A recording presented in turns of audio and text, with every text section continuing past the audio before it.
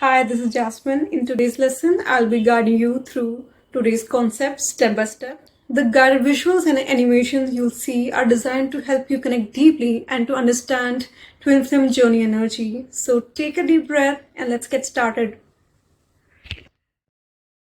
Welcome to the second lesson, Intuitive Recognition. In this lesson, we'll explore the yearning or search phase, often described as the recognition stage. We'll look at what recognition signs really mean, how to distinguish a soulful pull from anxious patterns or limerence, and how to set grounded intentions that guide your journey. Let's begin with the yearning phase. Many describe this as a pre-meeting stage of deep longing, a felt sense that a counterpart exists, and that life is subtly reorganizing toward that meeting. It may arrive as synchronicities, repeating dream motifs, or a steady inner nudge to refine your values and relationship choices. This longing is often seen as the first step in twin flame stage maps. Think of it not as pressure to push, but as an invitation to prepare. The work here is clarifying what an aligned bond would feel like and shaping daily life in ways that can welcome it. Take a moment to reflect. How does yearning currently show up for you? Does it feel calm and spacious, or urgent and restless? Naming the tone brings clarity. Now, let's turn to recognition itself. Beyond attraction and chemistry, intuitive recognition often reveals itself through subtler signposts. Many describe a multi-layered knowing: body, mind, heart, and soul, all registering familiarity at once. For some, this recognition feels like fireworks. For others, it is a deep peace. The essence is truth, difficult to explain yet unmistakable.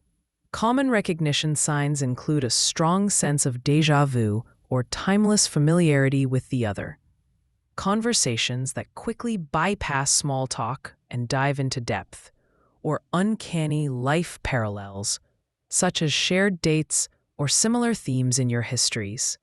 You may notice a mirror effect, where qualities you once suppressed now appear in them, inviting reintegration. Emotional transparency may feel natural, even for those who are usually guarded. Sometimes, there's a magnetic or energetic pull that isn't about conventional attraction, but resonance. And for many, dreams or inner visions arrive before or shortly after meeting. Remember, these are not boxes to tick. They are reflections to notice. Their purpose is not to prove anything, but to affirm resonance while keeping you grounded in reality and discernment. True recognition carries traits that distinguish it from fantasy or projection. It supports mutual growth, uplifting both partners, not just one. Core values are shared, even when personalities differ. Push-pull dynamics may surface shadow material, but sincerity and growth outweigh games or exploitation. Unlike fantasy, the bond doesn't dissolve when the novelty fades. Instead, it deepens into stability over time. Ultimately, the connection points both toward wholeness, authenticity, and higher alignment, not depletion. It weaves shadow and light together, becoming not only blissful, but also a catalyst for healing. Notice the difference here. Limerence craves and depletes, while a true bond refines and replenishes. Real recognition makes you more whole within yourself, even through challenges. Pause now and write one recognition sign you've personally experienced, or imagine what would feel meaningful for you. Then add one true trait, a quality that ensures the connection matures beyond intensity into real growth. This brings us to clarity versus obsession. Clarity feels steady.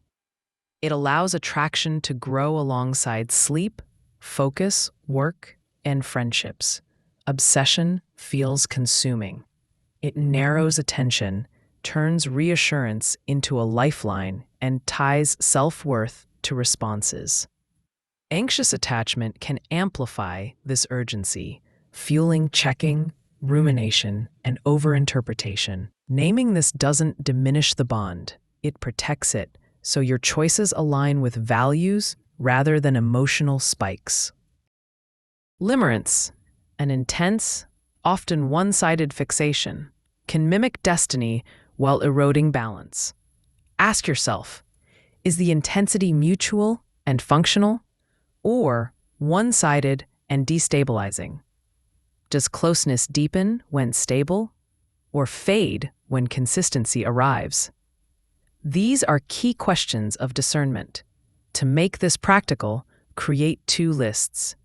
Column A, signs of intuitive pull, such as calm curiosity, consistent routines, and values-led pacing. Column B, signs of anxious or limerent activation, such as compulsive checking, sleeplessness, or neglecting responsibilities. Choose one from column B to pause for 72 hours, and one from column A to strengthen this week. It's also helpful to know the common stage map while remembering it's not a rigid path. Yearning or searching, as we've seen, is the longing before meeting. Meeting or awakening often feels magnetic, sometimes like an energetic activation. The honeymoon phase brings heightened closeness, synchronicity, and rapid growth. Challenges and tests follow, surfacing shadow work and fears of intimacy. Many then move into the chase or separation, where attachment patterns and sovereignty are learned. Eventually, surrender and rebalancing bring acceptance and inner wholeness. When timing and growth align, reunion and integration create a more stable, purposeful connection. Think of these stages as archetypes rather than checkpoints. Just like seasons, their length and rhythm vary. Clinging to the map can create anxiety. Using it as a reflective lens can provide clarity. Ask yourself, does thinking about these stages bring me compassion and patience, or pressure and panic? Am I using them to deepen self-awareness or to force someone into a role? Do I allow space for my intuition, even if my path looks different from others? If you notice pressure, thoughts like, I should be past this by now, or we're stuck in separation, step back.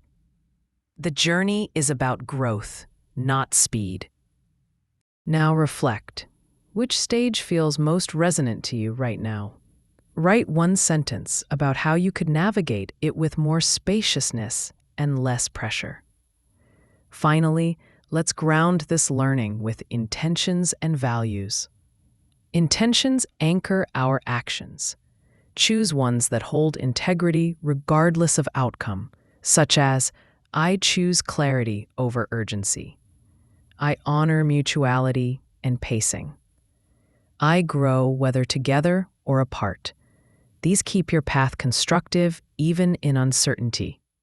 Select 3 values to steer your choices: honesty, respect, pacing, self-care, or purpose are examples. Then translate each into one simple behavior for the next 30 days. For pacing, 1 date per week and a daily check-in text. For honesty, share your pace preference within 7 days. For self-care, make decisions after rest, not at midnight. Write down your own 30-day intention and your 3 values with 1 small behavior for each. Remember, small, repeatable steps are more powerful than grand vows. Intuitive recognition blends feeling and function. The pull feels real, and life remains balanced. Use signs as mirrors, not mandates. Use values to guide your pace, and keep your changes steady, 1 step at a time. In our next lesson, we will explore separation and cycles, runner-chaser patterns, grief literacy, communication windows, and how to navigate periods of no or low contact.